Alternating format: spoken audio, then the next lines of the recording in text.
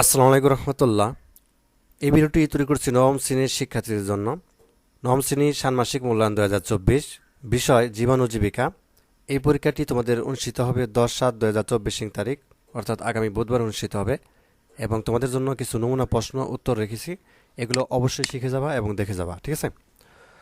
কাজে তোমরা ভিডিওটি দেখবা, তাহলে দেখা যাচ্ছে এগুলো তোমাদের মনে থাকবে। তো শুরুতে আমরা একটা একক কাজ রেখেছি, ঠিক আছে? তো প্রশ্ন: অনলাইনে জমি সংক্রান্ত কী কী সেবা পাওয়া যায় তার একটি মডেল প্রস্তুত করো। ঠিক আছে, বিষয়টি আমাদেরকে মডেল প্রস্তুত করতে বলা হয়েছে কী সংক্রান্ত? অনলাইনে জমি সংক্রান্ত সেবা, মানে অনলাইনে কী কী সেবা পাওয়া যায়, মানে জমি বিষয়ে বা জমি সংক্রান্ত বিষয়ে তার একটা মডেল আমাদেরকে প্রস্তুত করতে বলা হয়েছে। তো দেখো উত্তর: অনলাইনে জমি সংক্রান্ত একটি মডেল প্রস্তুত করা হলো। তো চলো মডেলটা দেখা যাক। তো মডেলটা ঠিক এইভাবে হবে, ঠিক আছে? মাঝখানে একটা তারকা চিহ্ন দিবা, তারকা চিহ্ন দেওয়ার পর মাঝখানে লিখবা অনলাইনে জমি সংক্রান্ত সেবা। ঠিক আছে, এই অনলাইনে জমি সংক্রান্ত সেবা কী কী পাওয়া যায়, এই চারিপাশে যেগুলো আছে এই সেবাগুলো পাওয়া যায়। সবার উপরে লিখবা খাস জমি। আচ্ছা, এখানে বর্গীয় জ চলে আসে, এখানে দন্তাস্য হবে, খাস জমি। এবং তারপর অর্পিত সম্পদ লিখবা এই ডান পাশে। এবং তারপরে সিটিজেন চার্টার।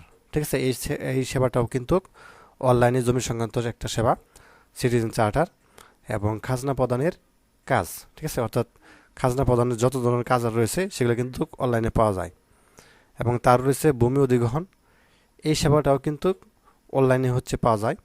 এবং এই বাম পাশে দেখো এই সাইটে যে ভূমি পরিমাপের একক, এই সেবাটাও কিন্তু অনলাইনে তুমি পাবে।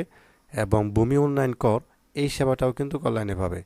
ভূমি সংক্রান্ত ফর্ম, অর্থাৎ ভূমি সংক্রান্ত যত ধরনের ফর্ম আছে সবগুলাই তুমি অনলাইনে জমি সংক্রান্ত যে সেবা রয়েছে সেখানে পাবে। এবং ভূমি সংক্রান্ত যে আইন রয়েছে সেগুলোও কিন্তু অনলাইনে অর্থাৎ পাওয়া যাবে। তো যাই হোক, তাহলে খাস জমি, অর্পিত সম্পদ, সিটিজেন চার্টার বা খাজনা প্রদানের কাজ, ভূমি সংক্রান্ত ভূমি অধিগ্রহণ, ভূমি পরিমাপের একক, ভূমি উন্নয়ন কর, ভূমি সংক্রান্ত ফর্ম এবং ভূমি সংক্রান্ত আইন এবং খাস জমি, এই সবগুলাই সেবাগুলো কোথায় পাবে? অনলাইনে জমি সংক্রান্ত যে রয়েছে সেখানে তুমি পাবে। ঠিক আছে, তো এটি আমরা একটা মডেল তৈরি করলাম। আমাদেরকে যে প্রশ্নটি মূলত করা হয়েছিল যে অনলাইনে জমি সংক্রান্ত কী কী সেবা পাওয়া যায় তার একটি মডেল প্রস্তুত করো। তো আশা করি বিষয়টি বুঝতে পারছো।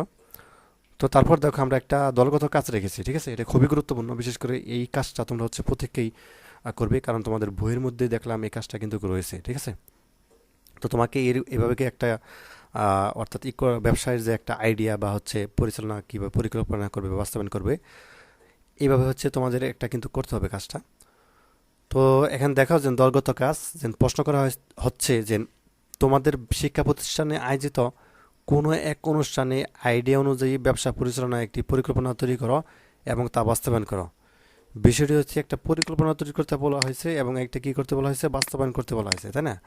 অর্থাৎ তোমার শিক্ষা প্রতিষ্ঠানে বা তোমার বিদ্যালয় বা স্কুলে কোনো একটা অনুষ্ঠানে, যে কোনো অনুষ্ঠান হতে পারে, 21শে ফেব্রুয়ারি আছে, 26শে মার্চ বা 16ই ডিসেম্বর বা বার্ষিক অনুষ্ঠান, অনেকগুলো অনুষ্ঠান আছে। তো এইসব যে কোনো একটা অনুষ্ঠানে তুমি কি করো, মানে একটা ব্যবসা করবে, পরিচালনা করবে। এটা দলগত কাজ কিন্তু 4জন বা 5জন বা 6জন সদস্য নিয়ে একটা ব্যবসা পরিচালনা করবে। তার পরিকল্পনা আসলে কি হবে, কীভাবে তৈরি করবে সেটা লিখতে হবে, এবং তা বাস্তবায়ন কীভাবে করবে সেটাও লিখতে হবে। তো চলো আনসারটা দেখা যাক। তো প্রথমে আমরা দেখব পরিকল্পনা। তো পরিকল্পনা কীভাবে হতে পারে, যে আমাদের বিদ্যালয়ে 26 মার্চ অনুষ্ঠানের দিনে বিদ্যালয়ের মাঠে আমরা একটি শিক্ষা উপকরণের স্টল দেব। ঠিক আছে, তো এটা প্রথম পরিকল্পনা। এবং আমাদের স্টলের পণ্য হিসেবে থাকবে বিজ্ঞান বক্স ও জ্যামিতি বক্স। আর প্রধান শিক্ষকের অনুমতি সাপেক্ষে স্টলটি বানাবো। স্টলটি তৈরি করার জন্য বিদ্যালয়ের টেবিল, বেঞ্চ, চেয়ার, বাঁশ ও ছাউনির জন্য বিছানার চাদর, এখানে চাদর হবে, বাসিনার হবে, ওটা হবে না, ব্যবহার করব। স্টলটি বানানোর জন্য আমরা 6জন থাকবো, মানে 6জন সদস্য থাকবো। তো ব্যবসার মূলধন হিসাবে আমরা 6,000 টাকা বিনিয়োগ করব। তো আমরা প্রত্যেকে কী করব, 1,000 টাকা করে দিব। ঠিক আছে, এটা আমাদের প্রথম যে পরিকল্পনা সেটা। তো এইভাবে তোমাদের অর্থাৎ ব্যবসা পরিচালনার জন্য শিক্ষা প্রতিষ্ঠানে এইভাবে একটা পরিকল্পনা করতে হবে।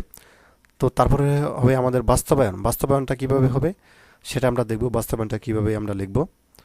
তো স্টলটি বাস্তবায়ন করার জন্য আমরা 6 জন থেকে 4 জন 25শে মার্চের দিন স্টল তৈরির কাজ শুরু করলাম এবং 2 জন সদস্য গেল মার্কেটে কেনাকাটার জন্য এবং আমাদের স্টলের পণ্যের নাম সহ পাইকারি খুচরা মূল্য দেওয়া হলো। ঠিক আছে? তো কিভাবে, অর্থাৎ স্টলের যে পণ্য সামগ্রী রয়েছে সেগুলোর নাম সহ পাইকারি খুচরা দেওয়া হলো। যেমন পণ্যের নাম, ঠিক আছে, বিজ্ঞান বক্স 25 একক, দর হচ্ছে 60, পরিমাণ হচ্ছে 3050, অর্থাৎ 3500 টাকা আর কি, এখানে টাকা লিখে দিও। এবং জ্যামিতি বক্স হচ্ছে 25 একক, দর 35, 2000 টাকা। ঠিক আছে? এবং মোট হচ্ছে পরিমাণ কত আমাদের 5500 টাকা, অর্থাৎ 5500 টাকা। আর সবার শেষে এগুলো টাকা লিখে দিও। তো এটা হচ্ছে আমাদের বাস্তবায়নটা এরকমভাবে হবে। ঠিক আছে? তো আশা করি বিষয়টি বুঝতে পারছো। তো তোমাদেরকে আরেকটি কথা বলি, তোমাদের হচ্ছে যেহেতু মূল্যায়নের যে প্রশ্ন এবং উত্তরগুলো প্রশ্ন না দিতে পারলেও তোমাদের হচ্ছে উত্তরগুলো কিন্তু আমাদের চ্যানেলে দেওয়া হবে, রিস্ক নিয়ে হলেও দেওয়া হবে। কাজে ভিডিওটি শুরু থেকে শেষ পর্যন্ত দেখবে। তো প্রত্যেকটা ভিডিওই দেখবে। ঠিক আছে? আর যারা এখনও সাবস্ক্রাইব করোনি, আর যে তাদের স্কুল চ্যানেলটি অবশ্যই সাবস্ক্রাইব করো এবং তোমাদের যারা বন্ধুরা যারা রয়েছে তাদেরকে বলবে এই চ্যানেলটি সাবস্ক্রাইব করতে। তো ধন্যবাদ সবাইকে এই ভিডিওটি দেখার জন্য। আল্লাহ হাফিজ।